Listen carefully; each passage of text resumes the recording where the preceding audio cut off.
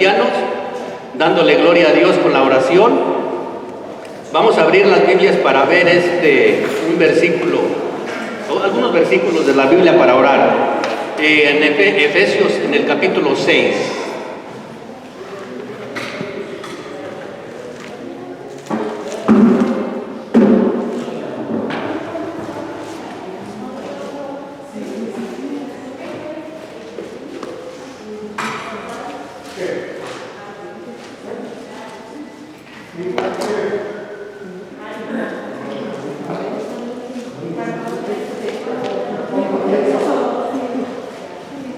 En el capítulo 6 y vamos a leer desde el versículo 10. Vamos a leer desde el 10 nada más hasta el versículo 12. Bueno, pues entonces vamos a ponernos en las manos del Señor. Acuérdense lo que dice la palabra de Dios, que donde están dos o tres reunidos en su nombre, Él ahí está en medio de ellos. Entonces, de ellos somos nosotros. Entonces vamos a darle gracias al Señor porque sabemos que Él está con nosotros. Nosotros creemos y sabemos que Él nunca nos deja. Y vamos entonces a comenzar Efesios 6. Y yo leo y ustedes siguen y luego hacemos una corta oración para comenzar.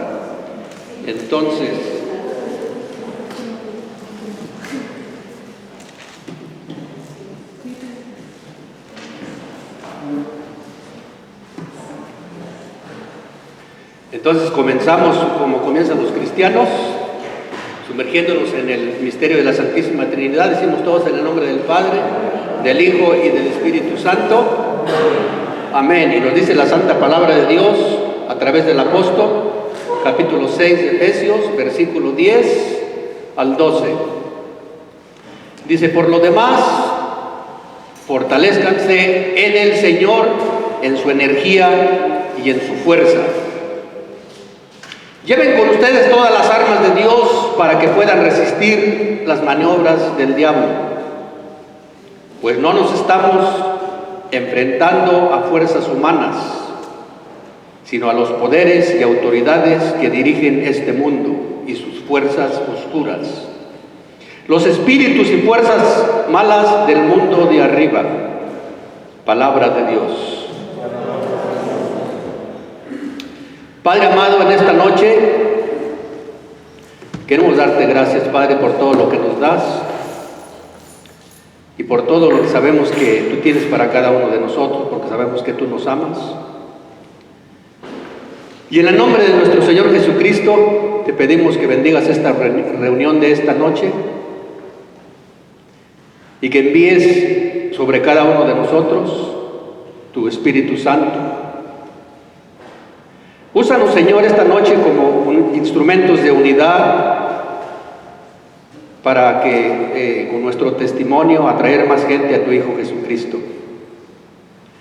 Te pedimos por nuestros hermanos católicos, aquellos enfermos espirituales que se salieron de nuestra iglesia, para que los devuelvas de nuevo al redil, Señor, a tu iglesia, la única que fundaste. Y también te pedimos por los católicos que viven dentro de la iglesia, pero que no viven con plenitud, Señor, en tus sacramentos. Te pedimos por ellos, Señor, para que los acerques, sobre todo, a la Eucaristía, que es lo más grande que tenemos en nuestra fe.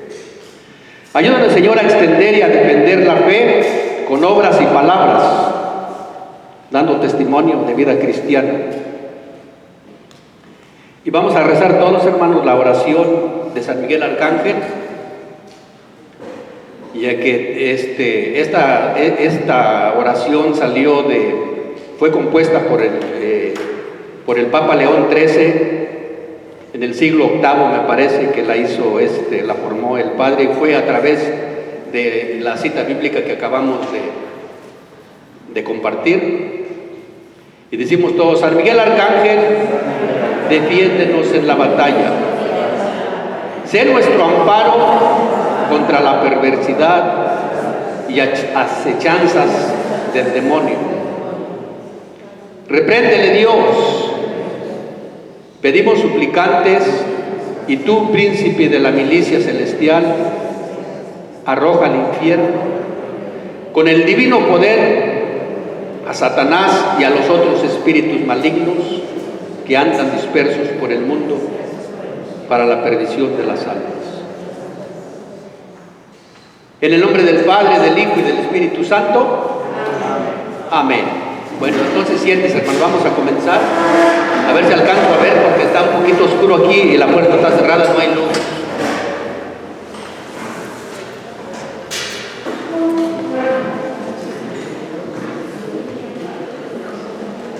Y no ha venido mi lector.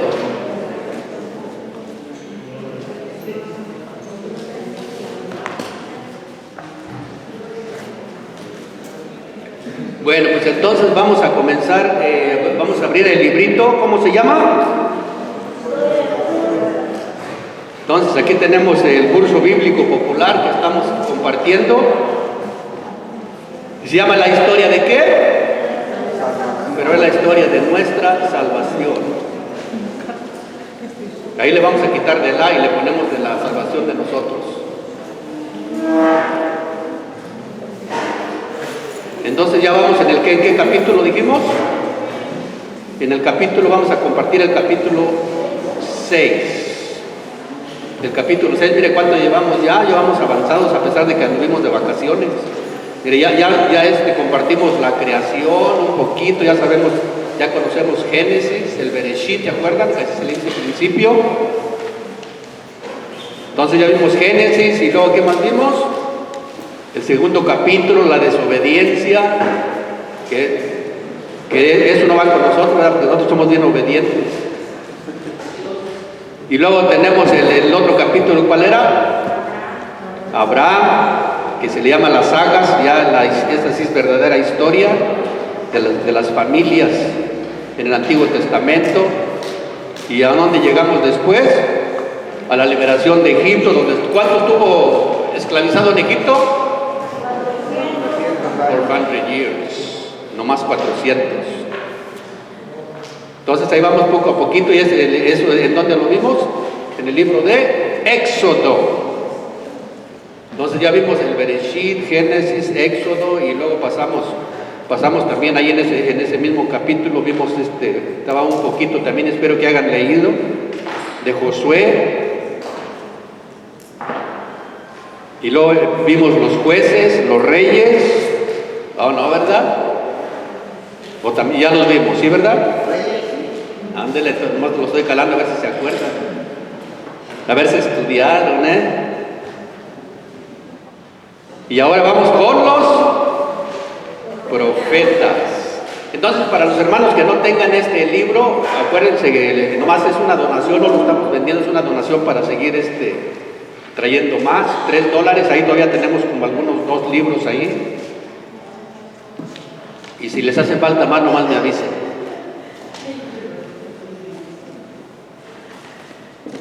Bueno, entonces seguimos espero que también a ver si traen si alcanzamos a compartir un poquito la copia que les di cuando comenzamos el curso, que es esta hoja, si la tienen o no. Son los libros de la Biblia, no se preocupen que yo tengo copias.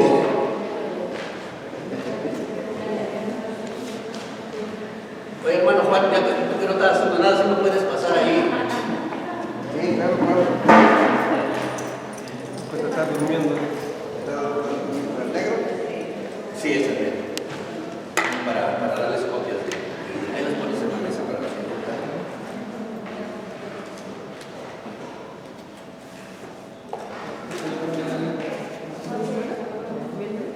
O aquí levanten la mano y se las das. ¿Tienen copia? De los que no tienen copia, ahí están las copias de los libros. Hay que tener un seguimiento de los libros de la Biblia para tener un conocimiento más amplio de cada uno de ellos. Entonces vamos a compartir ahorita, entonces vamos con los profetas, ¿verdad? Ok. Entonces bien importante, hermanos, comenzar. Miren, vamos a mí me han comentado Cuando yo comencé este estudio hace años, yo decía, pero ¿para qué? A mí qué me interesa estudiar lo que hicieron ellos, es una historia que ya no tiene que ver nada con nosotros. Y fíjense que estamos en un error, pero garrafal, ¿sabe por qué? Porque es importantísimo conocer la historia, de dónde se profetizó, cómo el seguimiento para que viniera nuestro Señor Jesucristo, nuestro Redentor. Entonces ahí está, en el Antiguo Testamento, están todos los datos, es una cosa, es un regalo grandísimo que el Señor nos quiere dar para que conozcamos cómo se desarrolló la historia y cómo es que Jesús vino a salvarnos. Si no conocemos eso, estamos perdidos. Por eso es un regalo que el Señor nos quiere dar y por eso tenemos que, el regalo que nos quiere dar el Señor, tenemos que ser obedientes a estudiar la tarea que tenemos. Allí hay bastantes citas bíblicas, capítulos que tenemos que leer para tener un conocimiento más amplio. Entonces es bien importante todo eso, porque el Señor, mire, el Señor, yo no les voy a pedir cuentas, el que les va a pedir cuentas es el Señor del regalo que les está dando. Bueno, entonces vamos con los profetas. ¿Y qué dice el primer profeta? ¿Cuál es?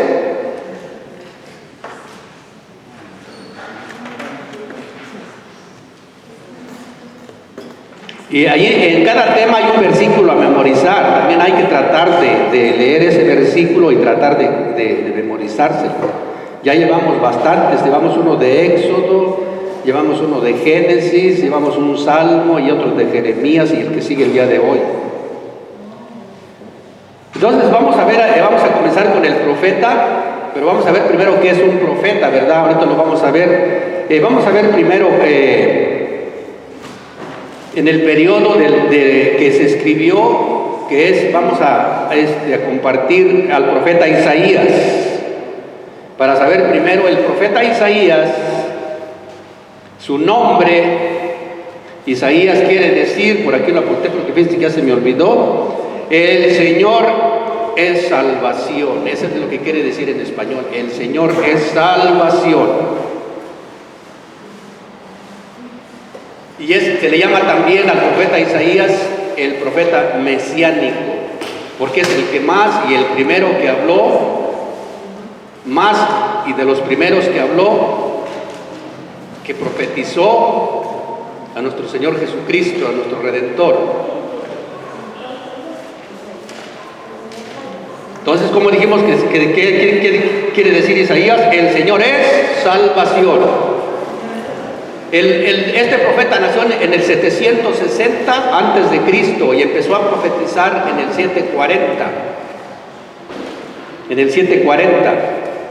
Y muchos de los que tienen un conocimiento de los profetas piensan que él fue el primer profeta, pero no, antes que el profeta es otro contemporáneo que andaba con él que se llamaba el profeta Amós, el profeta de la justicia. Ese fue el primero antes que Isaías. Entonces dijimos que él profetizó un poquitito atrás, pero también anduvo profetizando con Isaías ahorita vamos a ver a los demás, al profeta Oseas, que se le llama el profeta del amor también, pero vamos primero con el profeta Isaías. Entonces, cuando dijimos que empezó a profetizar? En el 740, y más o menos profetizó alrededor de 40 años. Y como todos los profetas, ¿sí saben cómo murió? Tuvo una muerte bien dulce. Lo partieron a espada a la mitad. Porque así morían todos los profetas. Porque los profetas, ¿qué hacían? Cuando uno habla dulce, lo quieren donde quiera, pero cuando empieza a sacar el mal, entonces ahí es donde está el problema.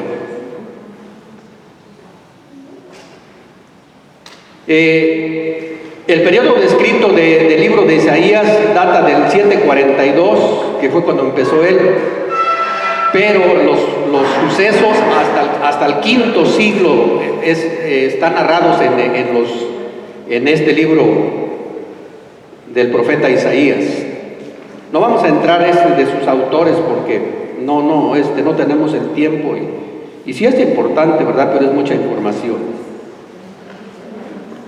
Entonces vamos al libro Dijimos que estamos en el capítulo 6, en la página 26.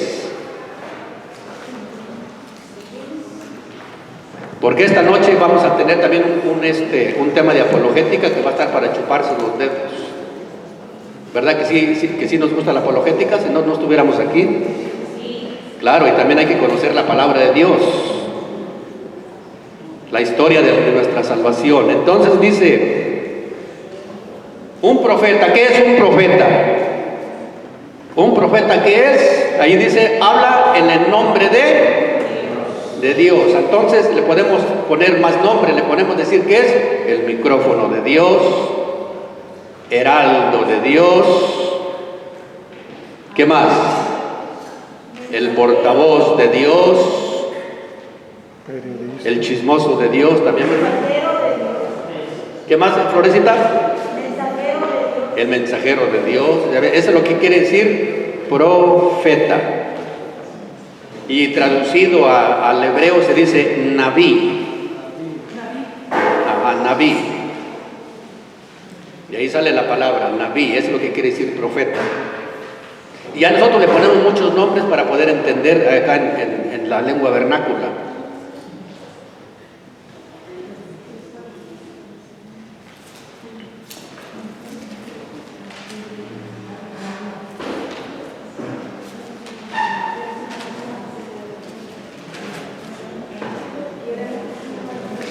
Entonces, ¿y saben qué son los profetas de hoy en día? Los bautizados. Levante la mano, ¿quién es bautizado? Todos, yo también. Entonces, por el bautismo, hermanos, también somos profetas, porque por el bautismo recibimos ¿qué? Somos sacerdotes, profetas y reyes.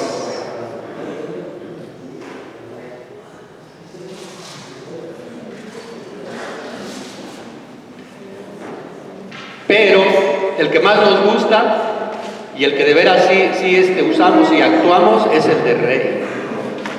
¿Verdad que sí? Pero no como el rey como manda el Señor, sino queremos, porque un rey, en realidad lo que tiene que ser un rey es para servir a su pueblo. Pero nosotros como reyes, ¿qué hacemos? Queremos que nos sirvan. Entonces, esos tres dones que nos dio el Señor, el único que nos gusta es el del rey. Porque el otro es peligrosísimo.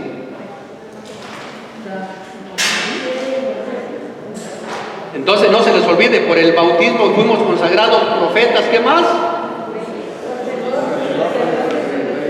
Ok, ¿y cuál es la función que tenemos Tenemos dos funciones como bautizados, como profetas. Porque aquí estamos hablando de los profetas. Anunciar y denunciar. No se les vaya a olvidar, anunciar y denunciar. Entonces, bien importante eso, anunciar la obra de Dios. Y es aquí donde entra también la intervención del Espíritu Santo, que también entra otro don ahí que se llama el don de profecía, pero ese es un carisma, ese es algo diferente que tenemos nosotros todos los bautizados. Les voy a dar un poquito de explicación cuál es el carisma de la profecía, ese es algo diferente, que también es un don como bautizados, que somos profetas, pero eso es nada más, eso no es para adivinar o para dar mensajes, simplemente para enseñar. ¿Y para qué dijimos otra cosa? Porque eso es lo que quiere decir. Y denunciar. Entonces,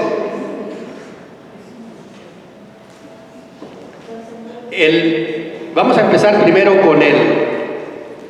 con el denunciar. ¿Denunciar qué? El misterio del mal, de la iniquidad. Entonces tenemos la obligación como bautizados de denunciar dónde están mal actuando.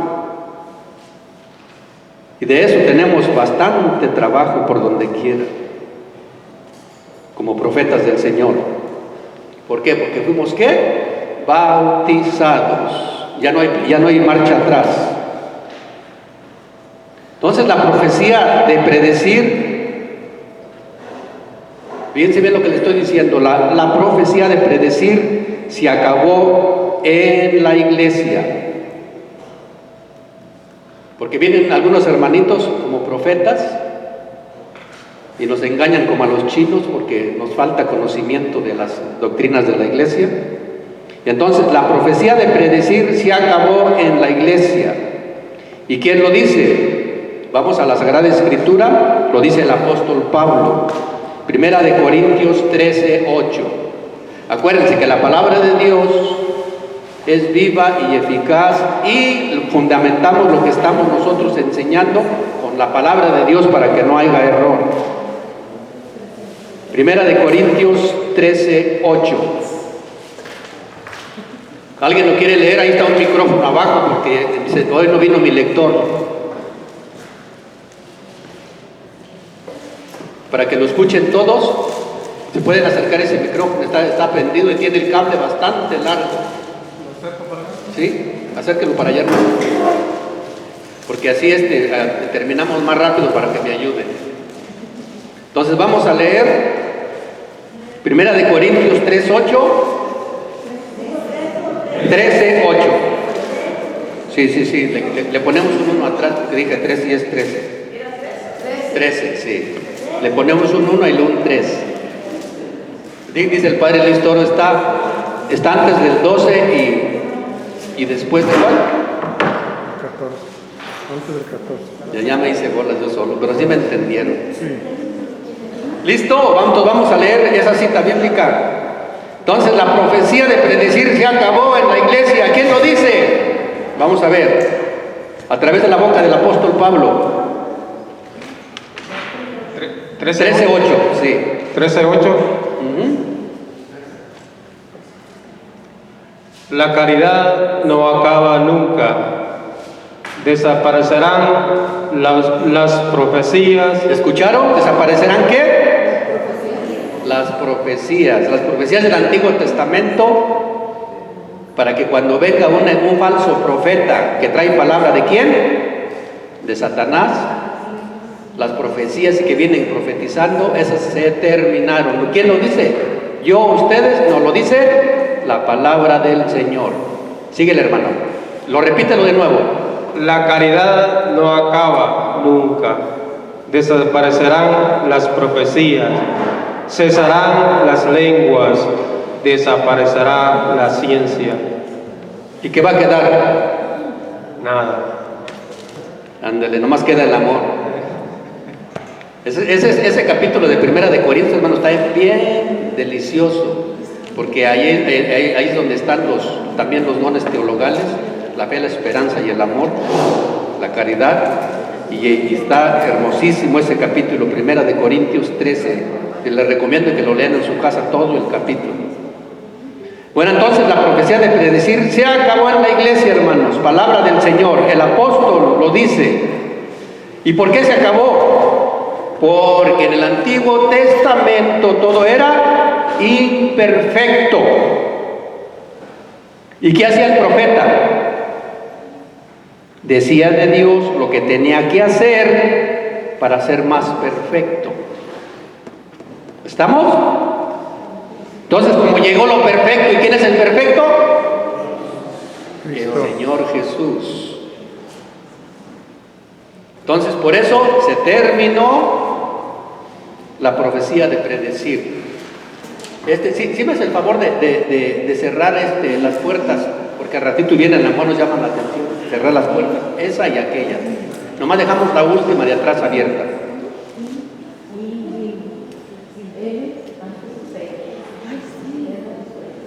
Entonces con Cristo se acabó, ya no hay imperfección, porque vino el perfecto. Y en donde lo dice también, lo dice por la misma boca de nuestro Señor Jesucristo, lo dice a través del apóstol Juan, capítulo 19, versículo 30. Con el Señor se acaban todas las profecías del Antiguo Testamento, ya no hay que adivinar nada, ni que predecir nada, porque ya todo fue revelado en el Antiguo Testamento. ¿Y qué nos dice? El mismo Jesús. Juan 19:30. A ver, hermano, léalo. Y dice: Cuando tomó Jesús el vinagre, dijo: todo está cumplido. E inclinando la cabeza, entregó el Espíritu. ¿Y qué dijo? Todo está cumplido. Todo se ha cumplido. Y en otras palabras dice diferente, pero ahí sí entendemos que todo se cumplió, ¿verdad? Se terminó. Entonces ya no hay que esperar profecías. Cuando venga alguien que con una profecía, Todo está cumplido. que me la reveló el Espíritu, pregúntele, ¿fue el Espíritu con E mayúscula o con E minúscula? ¿Quién es el Espíritu con E mayúscula? Espíritu Santo. Nuestro Dios. ¿Y quién es el Espíritu con E minúscula? El cuernudo. No vamos a decir su nombre porque no merece ni nombrarlo, pero se llama Satanás. Entonces sí fue revelado, porque cuando viene con una revelación sí es por medio del Espíritu, pero es del Espíritu del otro, que viene a engañarnos. Y entonces, a partir del Señor, lo único que hay que anunciar que es el Evangelio, la buena nueva. Eso es la profecía que nosotros tenemos que llevar a nuestros hermanos. Entonces la profecía de predicar, de predecir, se acabó. ¿Sí se lo graban bien? ¿De dónde dice? Primera de Corintios 13:8 y Juan 19:30. Esas citas bíblicas, hermanos, ya tienen que estar bien memorizadas en su cabeza, cuando las necesiten. Entonces, tenemos también en la iglesia revelaciones privadas. Si han oído, ¿verdad?, que en la iglesia que se le apareció que una virgen que se apareció en un cristal, que se apareció en el plato del microondas, y no sé qué tantas cosas, ¿verdad? Y entonces, miren, nosotros tenemos en la iglesia revelaciones privadas ya comprobadas por la iglesia, pero no son materia de fe. ¿Sí saben qué quiere decir eso? Que si nosotros no creemos en eso, no está en juego nuestra salvación. Para decir un ejemplo, la Virgen de Fátima, la Virgen de Lourdes, la Virgen de Guadalupe, la Virgen de Chiquinquirá, como le llaman tantas por donde quiera. Esas son revelaciones privadas que la iglesia durante siglos nos estudió y nos los dejó, como al rato puedan quitarlas y poner otras, o pueden desaparecer porque no son doctrinas de la iglesia. Entonces no son materia de fe. Si usted no la cree, no deja de ser católico. Pero si hay 4 dogmas que tenemos que creer, si no dejamos de ser católicos de la Virgen María, que es María, Madre de Dios, la Inmaculada Concepción, la Asunción de María y la Virginidad de María. Eso sí, el que no crea en eso, son dogmas de la iglesia, hermanos, que vienen desde los apóstoles. No son inventos del Papa ni de algún sacerdote o alguno que estaba trasnochado que se le ocurrió. ¿Sí saben cuáles son? María, Madre de Dios, la Inmaculada Concepción, la Virginidad de María y la Asunción. Entonces, que si alguien mira a la Virgen, qué bueno, es que le está diciendo que rece los rosarios todos los días. Pero para poder rezar rosarios y ponerse mucho en oración, para que la Virgen interceda por nosotros, primero hay que confesarse y ir a los sacramentos. Porque esos se llaman, ¿cómo se le llaman? Sacramentales. Y los sacramentos, esos que los sacramentales nos lleven al sacramento, a la unión con el Señor. Entonces vamos al librito de una vez. ¿Estamos de acuerdo? Bueno, vamos a ver primero también la revelación del Señor.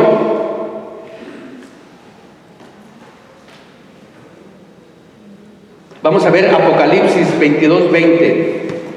También hay otra cita bíblica donde se termina el don de profecía del Antiguo Testamento. 22:20 de Apocalipsis. Dice el que da testimonio de todo esto: si vengo pronto, amén. Ven, Señor Jesús. Ahí está Maranatá, que es ven, Señor Jesús. El amén. Ahí se acabó la revelación con el apóstol que muere en el año 100. Y lo que él escribió, con la revelación, ahí se termina el Antiguo Testamento. Ya no hay nada nuevo que esperar. Todo lo que sea nuevo e inventado es invento de Satanás. Ya dijo el hermano. Bueno, entonces vamos. Les voy a explicar un poquito, hermanos, el don de profecía, para que entiendan qué es el don de profecía en la iglesia, o un carisma. ¿Qué es un carisma de profecía?